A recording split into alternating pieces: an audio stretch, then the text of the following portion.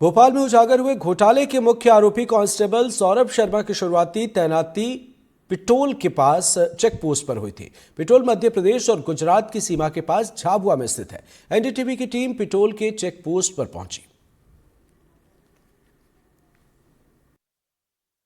हमारी जानकारी यह है कि सौरभ शर्मा जो इस समय काली कमाई आरटीओ विभाग से होने वाली काली कमाई का मुख्य सरगना बताया जा रहा है, उसने अपने शुरुआती नौकरी पिटोल के इसी चौकी से की थी, जिसकी जानकारी फिलहाल हमें अपुष्ट सूत्रों से मिली है।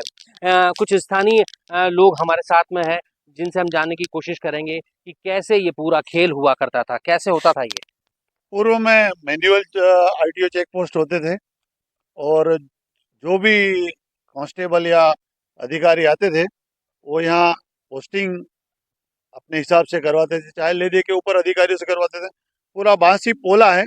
और जब मैनुअल चलता था तब अधिकारी और जो कांस्टेबल थे वो ऑफिसों में बैठते थे, अपने घरों में बैठते थे और उनके डमी कार्यकर्ता लाते थे, 40-50 का स्टाफ लाते थे और वो उनके हिसाब से मैनेज करते थे। और जब आरटीओ के बारे में बताया जाता था, जो तत्कालीन अधिकारी होते थे उनके बारे में जानना चाहते थे, बोलते वो अभी ग्वालियर है या इंदौर है, ऐसा बताया जाता था। और यहाँ फिर जितने भी ट्रांसपोर्टर हैं उनके खेल चलते हैं, जो अधिकारी मिले भगत, और बीच में दलालों के भी खेल चलते हैं। अपनी 100 200 गाड़ियों के यहाँ कार्ड चलते थे और वो कार्ड के माध्यम से महीने की एंट्री जो बनती थी वो दे देते थे। और वर्तमान में 2-5 सालों से यहाँ जब से ऑनलाइन हुआ है, कार्ड की एंट्री क्यों होती थी? वो दलालों के बीच में होता था कि वो गाड़ियां चाहे उनके पास कागज कम हो, ज्यादा हो, ओवरलोड हो, उसका जो एक सेटिंग का मामला होता था वो इस प्रकार कार्ड चलाते थे।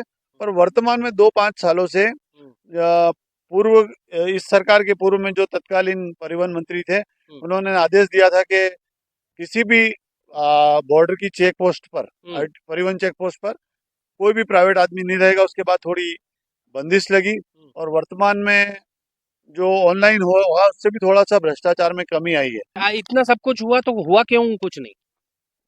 हुआ पूरा बांस पोला है। हम मतलब कई बार हम समाचारों में पढ़ते हैं कि किसी भी आरटीओ बैरियर पे खबर लगती है, उसके बाद उसके ऊपर कोई कार्रवाई का रिएक्शन नहीं आता है।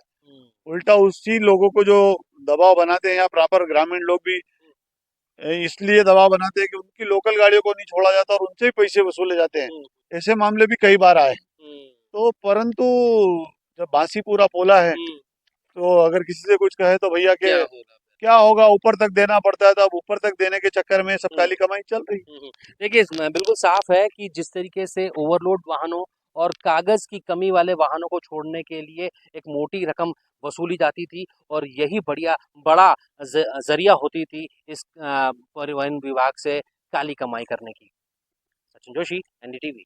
मलाईदार विभाग से काली कमाई कर मालदार बने हवलदार सौरभ शर्मा की कहानी एक ऐसी ही जांच चौकी से शुरू हुई जो इस समय आप मेरे पीछे देख रहे हैं।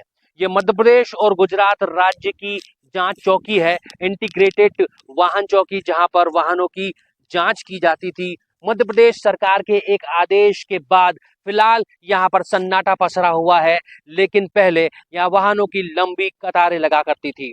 बताया जाता है कि आरटीओ के दस्तावेज और ओवरलोड वाहनों को छोड़ने के बदले में एक मोटी रकम यहाँ से वसूली जाती थी, और उसी रकम से काली कमाई यहाँ के लोग किया करते थे। जो विभाग से जुड़े कर्मचारी और अधिकारी जिस तरीके के आरोप लगते आए हैं, वे मोटी कमाई यहाँ से कमाते थे।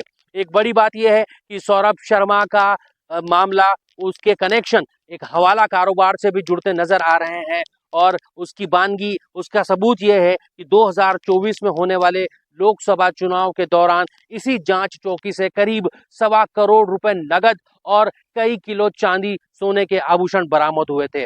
इस बात से साफ है कि ऐसे वाहन जब लोकसभा चुनाव के दौरान पकड़े गए तो संभवतः पहले भी इस तरीके की आवाजाही इन वाहनों की होती थी, और हवाला का बड़ा रुपया और जो आभूषण है वो यहाँ से दूसरे पार ले जाए जाते हैं, क्योंकि गुजरात राज्य के राजकोट में ये तमाम आभूषण तैयार होते हैं, और मध्य प्रदेश की आर्थिक राजधानी इंदौर में इन तमाम आभूषणों को बेचा जाता है। इससे साफ है कि कैसे आरटीओ बैरियर्स का इस्तेमाल करके परिवहन विभाग के लोग अमला जो है एक मोटी रकम भ्रष्टाचार के रूप में कमाया करते हैं। सचिन जोशी, एनडीटीवी।